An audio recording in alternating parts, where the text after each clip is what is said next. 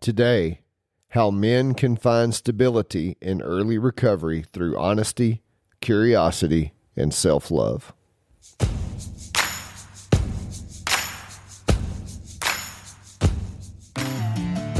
Welcome to Sacred Grit, a podcast equipping men to conquer addiction and overcome inner struggles through physical, mental, and spiritual disciplines so you can become a man of honor and integrity. I'm Jason Lyle. Now let's get to work. Today you'll learn routine builds stability when everything feels chaotic. Honesty, curiosity, and self-love are the foundation of change. And recovery happens one moment at a time, not in the big picture. This episode is brought to you by David Dodd, Edward Jones McDonough. What's up, my dude? Welcome to Sacred Sunday. All right, so we talked about shame, and we kind of built some framework around shame, and it made me start thinking a lot about early recovery, right? Like this moment when we're just kind of early into our cycle. And here's the thing, man. Like I told you, when I lost my job and all that stuff, it was just brutal. And brutal, I mean, I remember when I quit smoking cigarettes in 1994, it was just this completely miserable thing of just wanting to go back. And that's really what it felt like to me. Like I wanted to go back to this other life I had known, but I wanted to embrace this new life. I mean, there was like cravings and it almost felt like there was no way to escape it. I mean, day after day, shame, regret, and no way to escape it. But also the weird thing of wanting to go back to it, man. So strange, right? And it was just like I needed to build a muscle. And here's the thing. This wasn't my first time nor my last. I mean, you'd think those early days of recovery would be enough to stop someone from repeating the same behaviors, right? Relapse. But it's like a drunk who, after puking in the toilet, starts going, I promise I'm never going to do that again, only to do it again as soon as the memory gets 2 hours old, right? Now, when I finally found the practices, and I know I sound like a broken record saying that, but I really want to hammer that home as how they work, I was sitting squarely in the consequences of my actions. Again, like I told you on the last episode, I think it was, about facing the wall and planning my suicide, and the weight of it all was crushing. But inside of the routine, my dude, that is where I found sanity. Now, I'm sure you've experienced this, right? Whether it's, a diet or quitting meth or trying to quit porn or, getting out of a relationship. The first thing you crave the moment you decide to quit is everything you said no to, right? It's like, if you were to say, man, I'm going to quit eating ice cream, it's like all of a sudden you start craving ice cream. And the early days are hard. So without a proactive plan in place, sticking in there, it feels impossible. So check this out. In the Bible, Jesus says this, and I love this line, it kills me how we overlook it so much. Jesus says, don't worry about tomorrow. Tomorrow has enough worry of its own. Seek first the kingdom and the righteousness, and all these things will be added to you as well. Now, think about this for just a minute. Because when Jesus talks about the kingdom, he says the kingdom is around you. It's around you all the time. It's within you is actually what he's saying.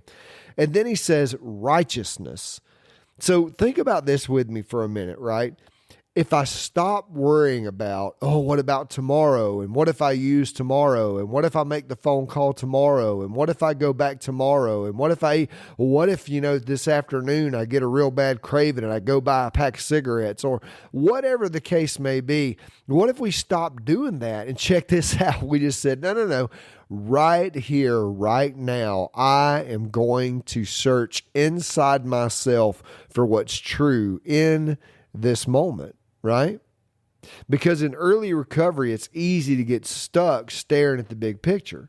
God, I've made such a mess of my life. What if I end up in jail? What if my wife leaves me? What if my health, I never recover from this whatever heart attack that I've had as a result of my decisions? But here's the thing. It doesn't matter who you are, my dude. Tomorrow isn't guaranteed. You could die right now. Listen to this here podcast. Nor is the next moment, right?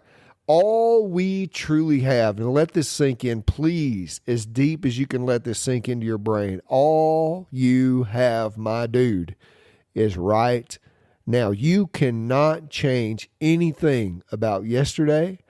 You cannot control anything about the next moment. Your heart could stop beating right now, but what you can control is right here, right now. It is all we have. And this, my dude, is where change happens. This is where peace can be found. Not in some far off land after you die. Maybe, maybe not. I don't know. I've never been there. But what I do know is right now you can access it if you learn how to do it. And here's the deal, man. Establishing a routine is key. I know in my early recovery, just having the routine of going to meetings, working the steps, getting up and journaling, having a practice, right? So let's dig into that a little bit because learning how to be here and now, it's been my experience, takes three things: honesty, curiosity, and self-love. Now check this out, because honesty, step one in recovery is admitting we're powerless, being honest about where you are. If your current situation is as painful as mine was, reminding yourself of that pain is a powerful motivator not to go back. So I think it's Richard Rohr who once said a view from a point is a view, or a viewpoint is a view from a point, and the point in which you stand determines the view you have. Where you are right now is actually where you are, and that's how you're looking at everything. So you got to start by being honest about that, right? You can grab that journal and go, okay, let me write down honestly, where am I? Well, I'm addicted to pornography, or, I have made a mess of my life. And you start to get this idea of like, this is exactly where I am, because we start longing for where we wish we were, but that's not where you are. That's where you're headed. Where you are is squarely where you are. And I know I'm kind of talking in some Yoda speak shit here, but this is exactly what I'm trying to drive home to you.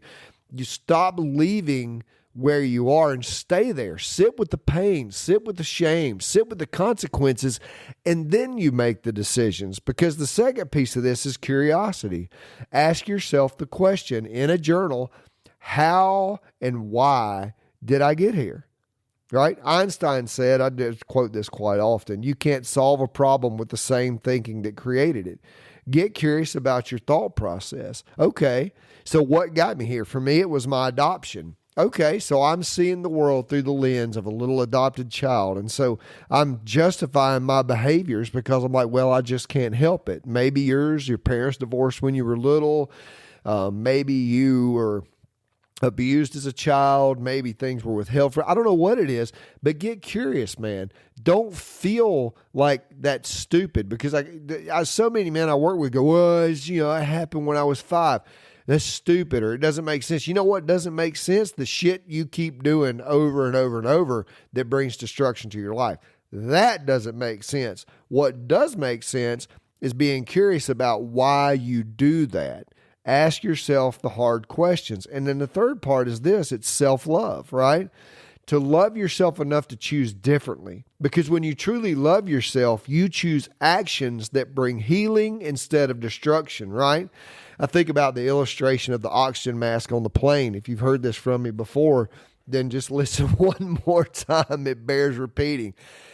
They say, hey, in the event that the cabin loses pressure, these oxygen masks are going to fall down from up above. Put yours on first before trying to help anyone else. Makes sense, right? Because if you pass out with no oxygen, you certainly can't help the person that's next to you, right?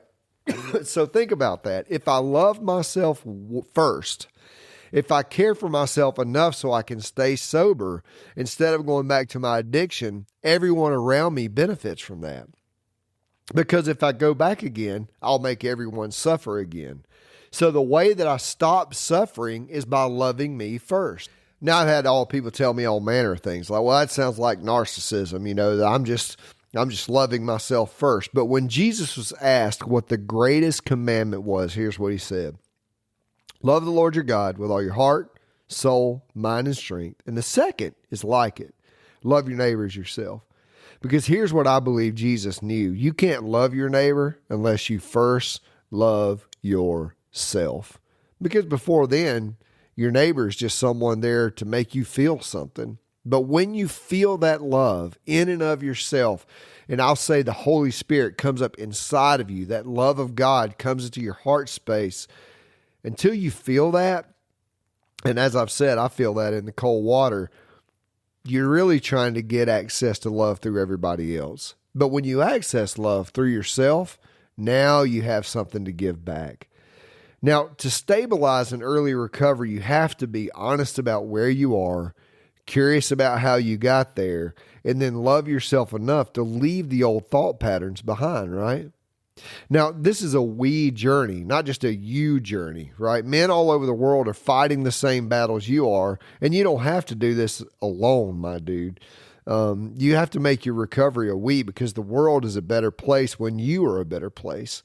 Now, you could start this journey by booking that call with me, man. And listen, you're like, well, he's trying to sell me a call. I ain't trying to sell you shit. I'm trying to help you get better. I know that this works. You can join a group of men walking the same path and pointing yourself in the right direction, but you could do all of humanity a favor and become the man that you are meant to be, because that's the man humanity needs you to be, a full human being. Get and stay sober. All right. So today you learn routine builds stability when everything feels chaotic. Honesty, curiosity, and self-love are the foundation of change, and recovery happens one moment at a time, not in the big picture. All right, my dude. Thank you for listening. As always, I appreciate you listening, sharing with friends. I'm watching the podcast grow, and it just makes me happy, man, to see this information get out. There's an upcoming men's retreat, January 23rd through 25th. You can book it at thesacredgrit.com. You can also book a consulting call. We could talk about whether or not we're a fit, and you can email me. All that is down in the show notes. All right. This episode is also brought to you by Oak Haven Diagnostics. My buddy Jody Morgan and his wife Jenny, they run a business down in Barnesville, Georgia. You can find it at oakhavendiagnostics.com. And what they do is they do pregnancy testing for cattle, and I think they do sheep too. But here's the deal, man. Jody's the real deal. And he's a man of integrity. He's a man of honesty, and he is a man that will do what he says. You can order all the gear that you need. You can do all this over mail. So that means it doesn't matter if you live in Oklahoma, Washington State, or Barnesville, Georgia. Oak Haven Diagnostics is your folks for cattle herd management. All right, my dude. Have a great week, and I will see you on Gritty Wednesday.